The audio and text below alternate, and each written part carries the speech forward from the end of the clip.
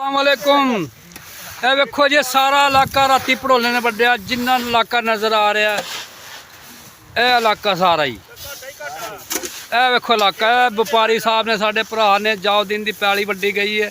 ਇਹ ਤੁਲਾਈ ਵਾਲੇ ਲੱਗੇ ਦੇ ਨੇ ਭਰਾ ਸਾਡੇ। ਤੇ ਇਹ ਦਾਣੇ ਨੇ ਵੇਖੋ, ਦਾਣੇ ਬੜੇ ਨੇ ਮਾਸ਼ਾਅੱਲਾ, ਲੇਕਿਨ ਰੇਟ ਨਹੀਂ, ਰੇਟ ਦੀ ਵਜ੍ਹਾ ਤੋਂ ਬਚਤ ਨਹੀਂ ਆ ਰਹੀ ਜ਼ਿਮੀਂਦਾਰ ਨੂੰ। ਤੇ ਮਰੀਮ ਨਵਾਜ਼ ਕਹਿੰਦੀ ਹੈ 5-5 ਹਜ਼ਾਰ ਰੁਪਈਆ ਤੁਹਾਡੇ ਅੰਦਰ ਤੁੰਨਾਂਗੀ। 5-5 ਹਜ਼ਾਰ ਨਾਲ ਮੈਨੂੰ ਦੱਸੋ ਜ਼ਿਮੀਂਦਾਰ ਦੇ ਜਿਹੜੇ ਘਾਟੇ ਨੇ, ਜਿਹੜੇ ਨੁਕਸਾਨ ਨੇ, ਉਹ ਪੂਰੇ ਹੁੰਦੇ ਨੇ? ਆਂਦੀ 5-5 ਹਜ਼ਾਰ ਰੁਪਏ ਕਿੱਲੇ ਦਾ ਦਿਆਂਗੀ।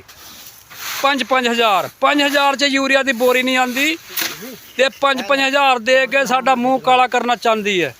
ਤੁਸੀਂ ਸਾਨੂੰ ਕਮੈਂਟ ਕਰਕੇ ਦੱਸੋ ਕਿ ਬਈ 5,000 ਨਾਲ ਜਿਹੜਾ ਜ਼ਿਮੀਂਦਾਰ ਦਾ ਨੁਕਸਾਨ ਹੈ, ਜਿਹੜਾ ਕਸਾਰਾ ਹੈ, ਜਿਹੜਾ ਘਾਟਾ ਹੈ, ਉਹ ਪੂਰਾ ਹੋ ਸਕਦਾ?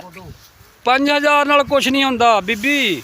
ਇਹਨਾਂ ਵਾਸਤੇ ਤੈਨੂੰ ਕੋਈ ਚੋਖਾ ਕਰਨਾ ਪੈਣਾ। ਇੰਨੀ ਦਿਨਾਂ ਨੇ ਮਰ ਜਾਣਾ ਤੇ ਇਹਨਾਂ ਨੇ ਫਿਰ ਤੁਹਾਨੂੰ ਵੀ ਲੈ ਜਾਣਾ ਗੋਡਿਆਂ ਤੋਂ।